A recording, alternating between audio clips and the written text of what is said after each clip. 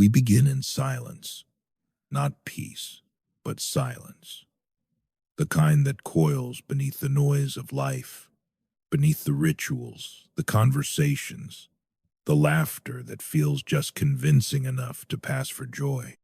The silence of repression, of something you knew once and then unknew. You don't remember when it started because that is the function of repression, to erase the origin and preserve the wound. What is buried is not lost, but transformed. It becomes habit, temperament, even identity, and you wear it like skin, mistaking it for you. But beneath your smiles, beneath your competence, beneath your goodness, there is something else, something disowned, something exiled from consciousness not because it is evil, but because it is intolerable to the ego, and so it slips into others. You will meet it in the people you cannot stand, the ones who evoke in you an irrational hatred, an unprovoked judgment. You will call them selfish, dramatic, weak, manipulative. You will be certain you're right, but you will not know why your certainty burns so hot. This is projection, the unconscious act of seeing in another what we cannot accept in ourselves. It is not a flaw in your perception. It is a defense, a protection of the self-image the ego labors to maintain. You were not born divided. You were taught to fracture, to disavow certain truths about yourself in order to belong, to survive, to be loved. The child internalizes not only love but law, the rules of what is allowed and what must never be seen, not by others, and most of all, not by you. And what is not allowed does not disappear. It waits in dreams, in slips of the tongue, in the irrational urgency of your reactions, in the tightness in your throat when someone mirrors back a part of you long buried, in the people you hate for reasons you cannot explain. You are not merely reacting to the world.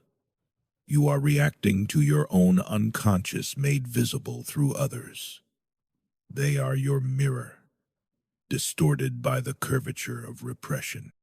You see selfishness because your own desires were shamed. You see weakness because your own vulnerability was unsafe. You see arrogance because you were forbidden to take up space.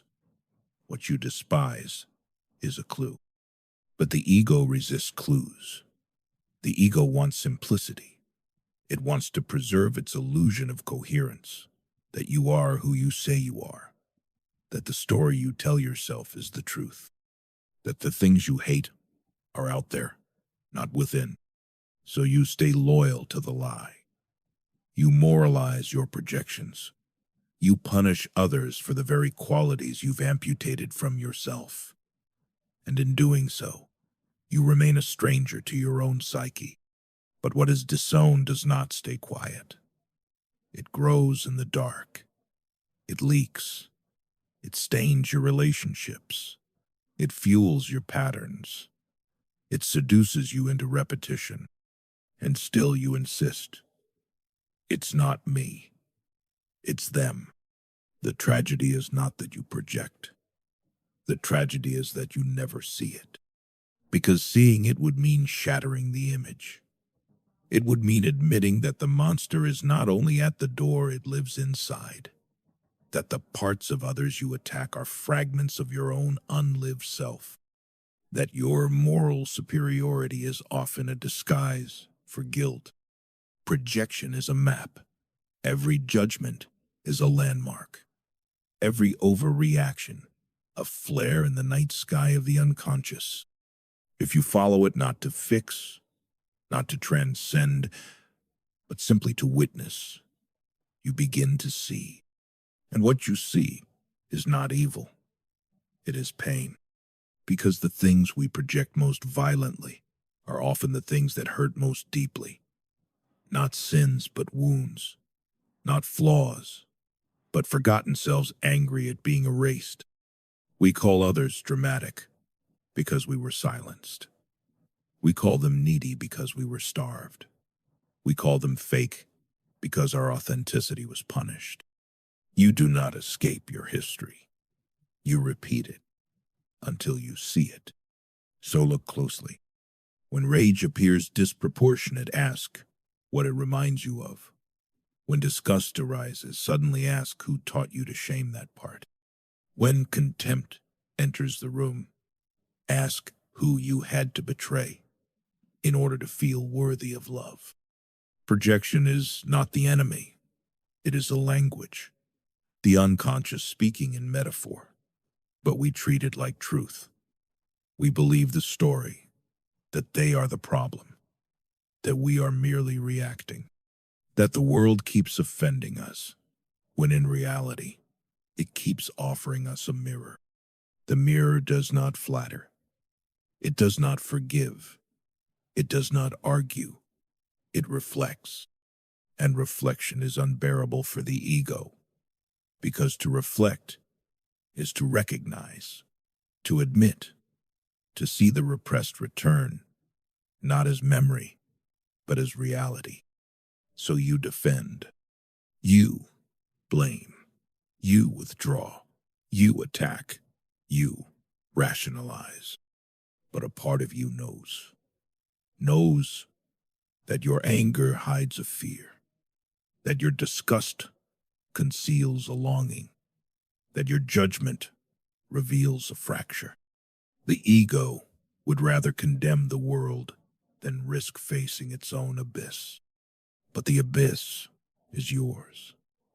It contains the history of your dismembered self, the desires you denied, the fears you suppressed, the hungers you pathologized, the truths you buried beneath performance. And until you make contact with that abyss, you will live in exile, projecting, judging, defending, suffering. Recognition is not release. It is rupture. To see the truth of projection is to unravel, to feel the unbearable knowledge that the enemy you constructed outside is a mask for what was rejected inside. But in that unraveling, something else appears. The first glimmer of freedom, not the freedom of transcendence, but the freedom of intimacy with the real. You are not whole until you include the parts you've made into strangers. And they are waiting. In the people you hate, in the impulses you mock, in the fears you laugh at, in the voices you silence. They are waiting to be seen, not as threats, but as truths, not as weaknesses, but as witnesses.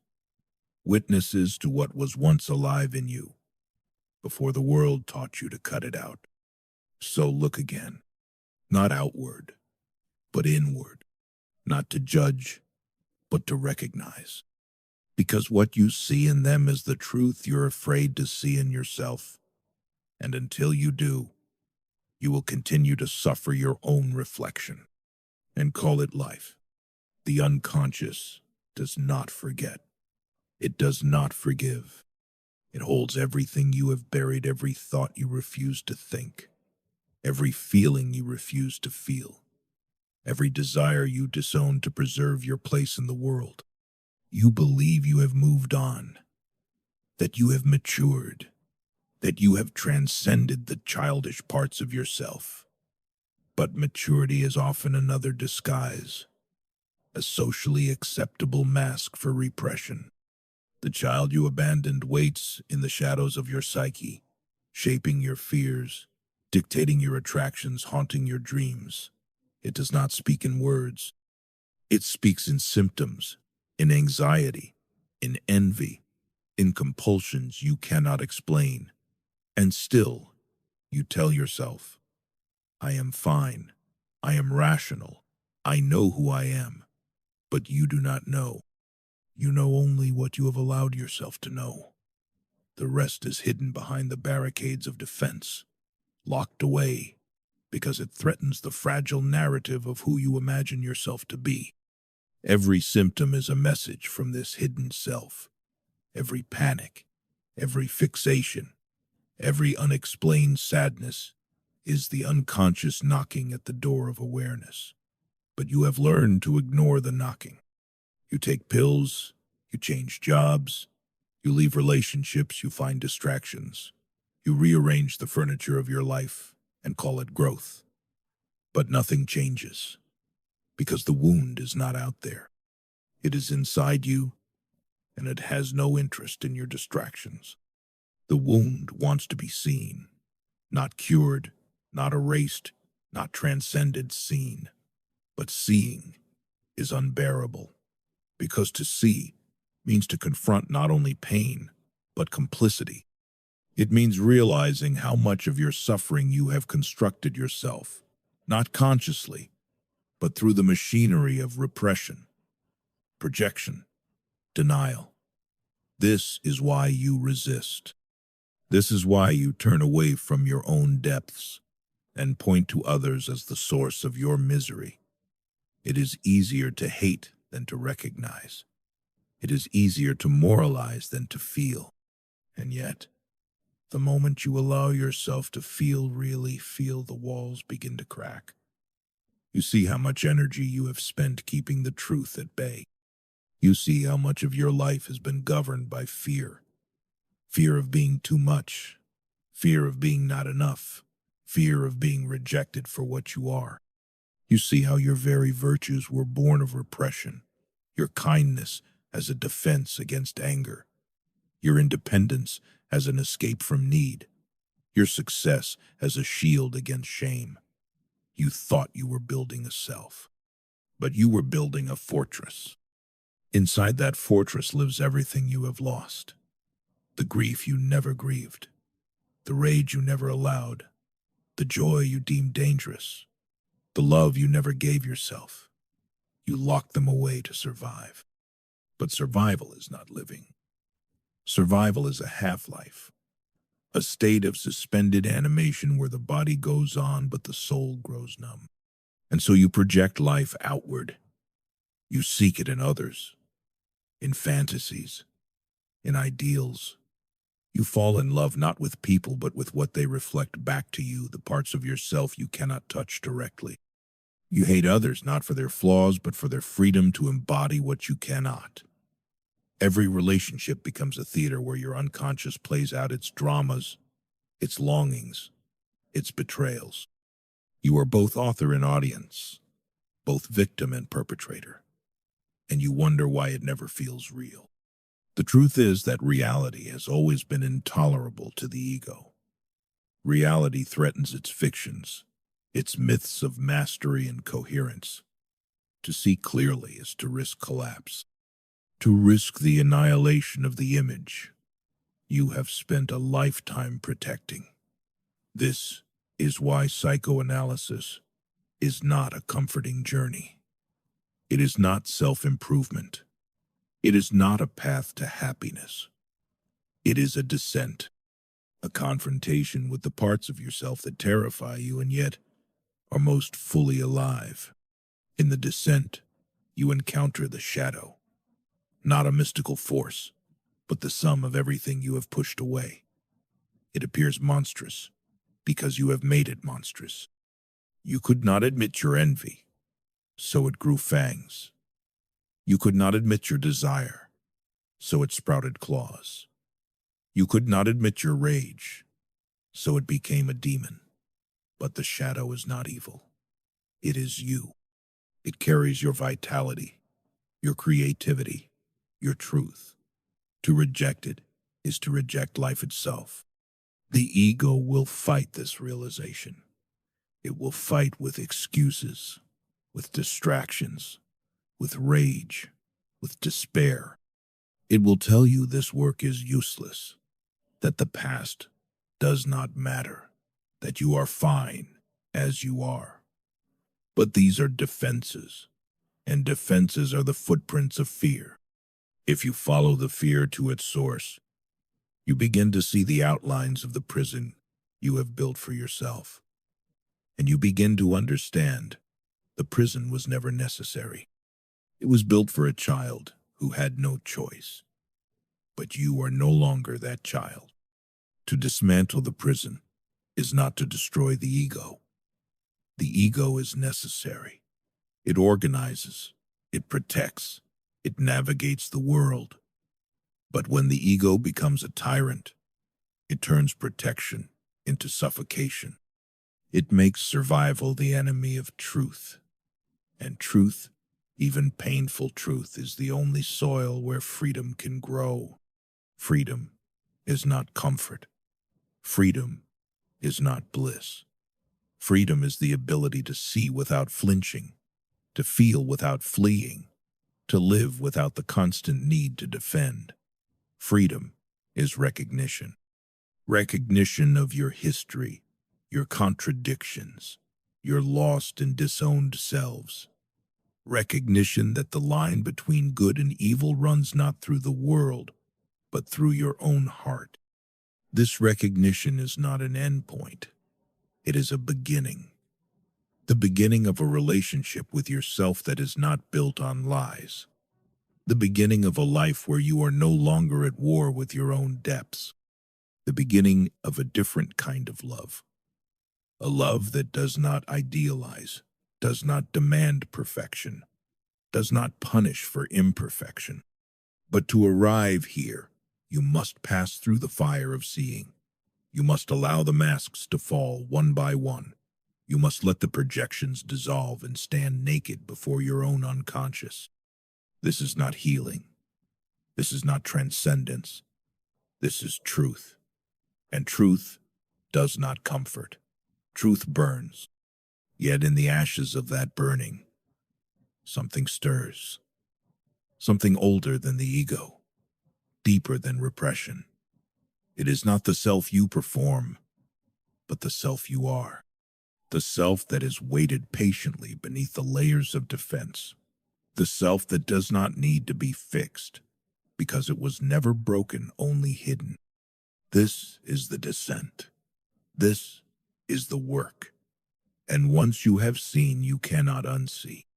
You are no longer innocent of yourself. You are no longer free to blame the world for what lives in you. You are no longer safe from the truth you spent a lifetime avoiding. You are awake. And in awakening, you see what you hated was yours. What you feared was yours. What you longed for was yours. What you fought was yours. And all along you were looking into a mirror. The question is not whether you will see. The question is, will you have the courage to stay? To stay with the recognition. To stay with the discomfort. To stay with the part of you that the world taught you to kill. Because only there in that staying does the possibility of becoming truly alive begin. And perhaps this is what you have been running from all along. Not your darkness, but your life. Your life, waiting in the very place you were most afraid to look. The moment you glimpse what has been hidden, there is a temptation to turn it into another story, another badge for the ego to wear. I have seen my shadow. I understand my projections. I know my wounds. But this too is a defense. Awareness alone is not transformation. To name the truth is not the same as to feel it. The ego is cunning. It will turn even recognition into armor if you let it. It will say, I have done the work, as it slips back into old habits, as it rehearses the same rituals of avoidance, dressed now in the language of insight. But the unconscious does not yield to language. It demands more. It demands that you inhabit what you have seen, that you let the buried feelings pass through you, unfiltered, unjudged, unedited, that you allow them to overwhelm the fragile scaffolding of your self-image. This is where most retreat. Here, where the illusion of control begins to fracture, where the pain is not conceptual but visceral, where the body remembers what the mind has worked so hard to forget. You will feel it in your chest, a tightening like hands gripping from the inside. You will feel it in your stomach, a heaviness, a nausea that no logic can soothe. You will feel it in your throat, the uncried tears, the unspoken words pressing upward, demanding release, and you will hear the voice of the ego whispering, "Stop this. This is dangerous. This is too much." But that voice is not the truth. It is the echo of old survival strategies, the internalized warnings of a world that could not bear your fullness. If you stay, if you do not flee, if you do not numb, if you do not distract, something begins to shift. The feelings you feared as annihilation reveal themselves as life. The rage you disowned is not destruction, but a cry for justice. The grief you buried is not weakness, but a testament to what mattered. The desire you suppressed is not shameful, but holy in its longing. You begin to see that your suffering was never in the feelings themselves, but in the war you waged to keep them out of sight. This is the paradox of repression. What we exile becomes our master. What we refuse to feel takes hold of us and dictates our lives from the shadows. The more you suppress your need, the more it drives you into relationships that cannot meet it. The more you deny your anger, the more it leaks out in sarcasm, in bitterness, in the quiet violence of self-betrayal. The more you reject your vulnerability, the more you cling to illusions of control, strangling the spontaneity out of your own existence. You are not free because you do not know yourself. And yet freedom is not what you think it is. It is not a state of permanent ease, nor a life without conflict. Freedom is the willingness to face the full range of your inner life without retreat. It is the courage to hold your contradictions, to feel your pain without collapsing into it, to admit your complicity without drowning in shame. It is the quiet strength of one who no longer needs to blame others to preserve their innocence. The work of psychoanalysis is not to make you happy. It is not to make you whole. It is to make you real, to strip away the layers of illusion until you stand face to face with what has always been there. There is no guarantee that you will like what you see. In fact, you probably won't, because the parts of yourself you meet in the depths will not conform to your ideals. They will not be polite or virtuous or presentable. They will be raw, unfiltered, messy, the very qualities you were taught to repress. But they will be alive, and in their aliveness lies a different kind of beauty, one that does not depend on approval or perfection. You will discover that the truth is not an answer but an experience. It cannot be grasped, only entered. And when you enter it, you see that the self you thought you were is just a fragment, a surface. Beneath it lies an ocean of memory, fantasy, longing, terror, and desire, the great, unknowable expanse of your unconscious. To live from this place is not to have answers, but to inhabit questions, to become intimate with mystery, to befriend your own depths. But the ego will protest. What good is all this? Where is the progress? Where is the healing? The ego wants results it can measure, milestones it can boast about. But the soul does not move in straight lines. It does not care for progress. It longs for integration, and integration is not a destination.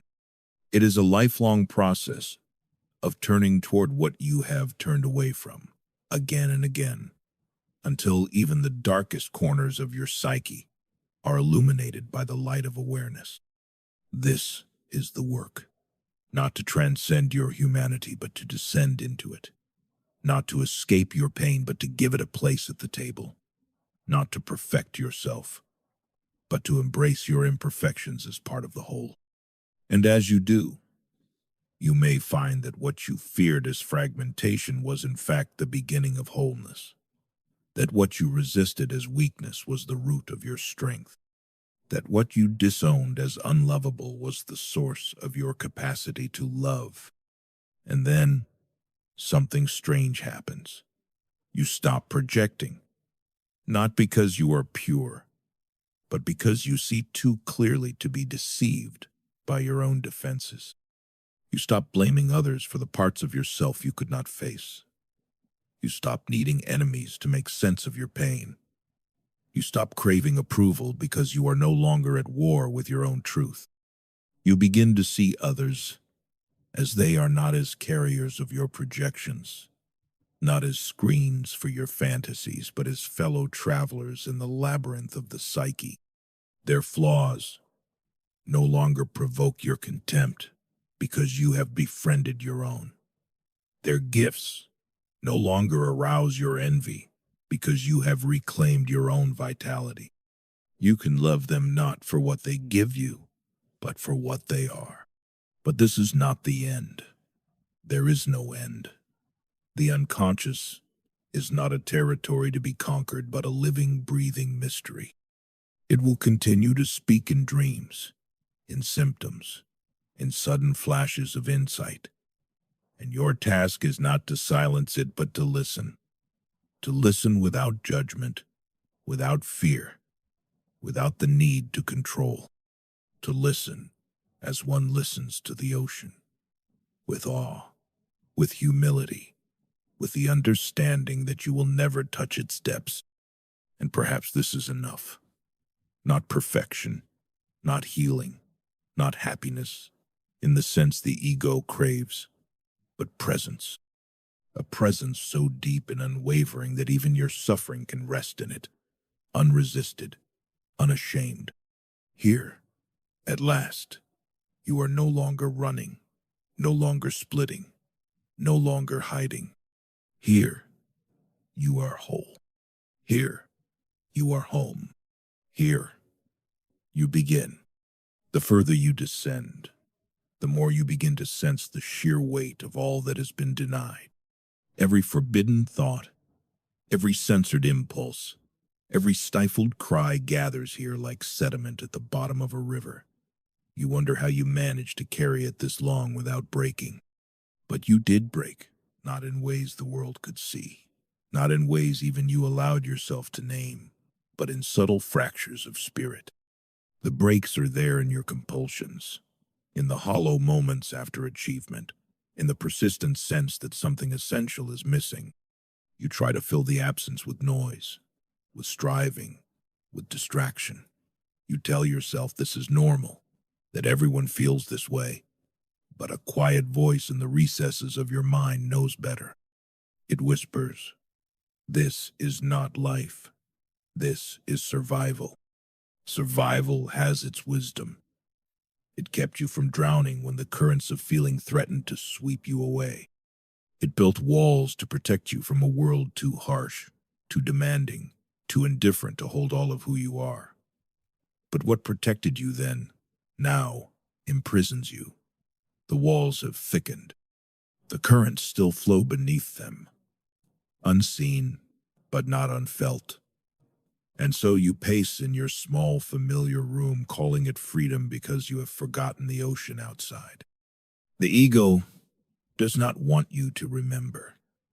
It clings to its stories of who you are. The strong one, the good one, the clever one, the one who has it all together. These identities feel safe because they are familiar, but they are not true. They are compromises negotiated in the crucible of childhood, when love was conditional and survival meant splitting yourself into acceptable and unacceptable parts. What you call personality is often nothing more than the residue of these compromises. To face this is to face grief. Grief for the self you abandoned to be loved. Grief for the years spent performing a version of you that could not hold your full reality. Grief for the intimacy you longed for but could never fully receive because no one can love the self you refuse to show. This grief is sharp. It cuts through your justifications, your clever theories, your practiced detachment. It cuts until there is nothing left but rawness, and in that rawness, a strange and terrible aliveness. This is why so many turn away. They seek healing but not truth, comfort but not confrontation. They want to feel better without feeling more. But there is no real healing without dissent. You cannot reclaim what you have exiled without venturing into the very places you swore you would never go. You cannot meet your lost self without meeting your shame, your fear, your rage. And so long as you refuse these encounters, you will remain a stranger to yourself, forever chasing the mirage of wholeness on the horizon. But if you stay, if you resist the urge to run, to numb, to rationalize, something softens. You begin to notice the subtle movements of your inner life, the way a certain memory still brings heat to your face, the way an offhand comment echoes louder than it should. You see how easily you are triggered, and you ask, not with judgment but with curiosity, what part of me is reacting? What wound has been touched? What story is my body telling that my mind refuses to hear? In these questions lies the beginning of liberation. Not liberation from pain, but liberation from blindness. For what we cannot see, we are doomed to repeat. Again and again, you will find yourself drawn to the same patterns, the same conflicts, the same disappointments, not because you are cursed, but because your unconscious is seeking resolution. It pulls you toward situations that mirror the original injury, hoping you will finally see, finally feel, finally break the spell. But the spell only breaks when you stop trying to escape it, when you turn inward, not outward, when you say to the forgotten parts of yourself, I see you, I hear you, you are no longer alone. This is not a moment of triumph. It is a moment of surrender. Surrender to the full complexity of your being, to the contradictions and ambivalences you were taught to deny. Surrender to the realization that you are not who you thought you were, and that this is not a failure but a beginning. As you listen, you will hear voices you have never heard before. The voice of the child, still waiting to be held. The voice of the rebel, still raging against the constraints you swallowed without question. The voice of the lover, still aching to give and receive without fear. And perhaps the most difficult voice of all, the voice of the shadow, naming the desires and aggressions you swore were not yours. These voices do not speak in sentences. They speak in sensations, in images, in sudden surges of feeling that seem to come from nowhere. They speak in dreams, in slips of the tongue, in the magnetic pull you feel toward certain people and situations. They speak whether you listen or not. To listen is an act of courage. It means relinquishing control, allowing yourself to be changed by what you find. It means giving up the fantasy of a pure, consistent self and embracing the truth of your multiplicity. You are not one thing. You are a shifting constellation of drives and defenses, of light and shadow, of past and present. To know yourself is not to arrive at a fixed identity, but to become intimate with this movement, this flux. And as you do, something unexpected happens. The need to project diminishes. You no longer have to see your disowned parts in others because you have welcomed them home.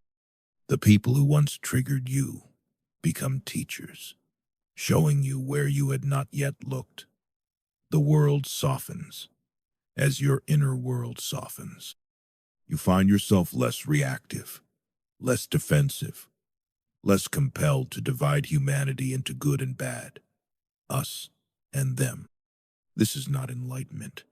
It is not an arrival at some pristine state beyond conflict. It is a deepening of your capacity to be with conflict, to hold tension without splitting, to remain present even when presence hurts. It is a quiet revolution in how you relate to yourself and others. No longer at war, you can finally begin to love, not as a performance, not as a strategy to secure affection, but as a natural expression of the life you have reclaimed. But love is not the end either. It too will challenge you. It will expose the remaining places where you cling, where you hide, where you still fear to be seen. And so the work continues. The descent deepens. The unconscious does not unfold all at once. It opens in layers, each revelation leading to another. You will circle back to old wounds and see them in new light. You will notice defenses you thought you had dismantled, still operating in subtler forms. You will realize that the work of becoming is never finished, because the self is not a static object, but a living process. And perhaps this is the point. Not to be finished, not to be complete, but to be in continuous relation with yourself, with all of yourself. To stand at the threshold of your own depths and say, yes, yes to the pain, yes to the longing, yes to the contradictions, yes to the terrifying, liberating truth that you are infinitely more than you imagined. Because in the end, this is what it means to be alive. To feel the currents of your unconscious moving through you. To see your own reflection in the faces of those you once blamed. To recognize that the prison door was never locked. To step into the vastness of your own being and discover that what you feared as darkness was always the source of light. And to realize at last that the truth you were afraid to see in yourself was never your enemy. It was your way home. And as you stand here now, on the threshold between what was hidden and what is known, you realize there is no grand victory awaiting you, no burst of light, no chorus of angels, no moment when all the pieces fit neatly into place. There is only this, the quiet presence of yourself, the self you spent a lifetime avoiding, the self you rejected, denied, split apart to satisfy the demands of love and survival. It was here all along, waiting beneath the masks and defenses, patient and unyielding in its insistence on being felt. You look back at the years spent running, the patterns repeated, the people blamed, the pain displaced onto the world outside you, and you do not judge. How could you? You see now that even your most destructive defenses were acts of love, misguided but necessary at the time. The repression, the projection, the endless striving to be good enough, they were all born of a single unbearable truth. You thought the whole of you could not be loved. And now you know. The wound was never that you were too much or not enough. The wound was the belief that parts of you had to be erased for you to belong. This belief shaped everything.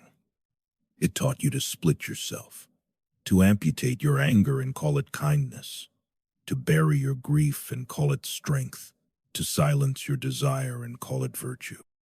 It taught you to trade authenticity for approval, aliveness for safety, truth for comfort.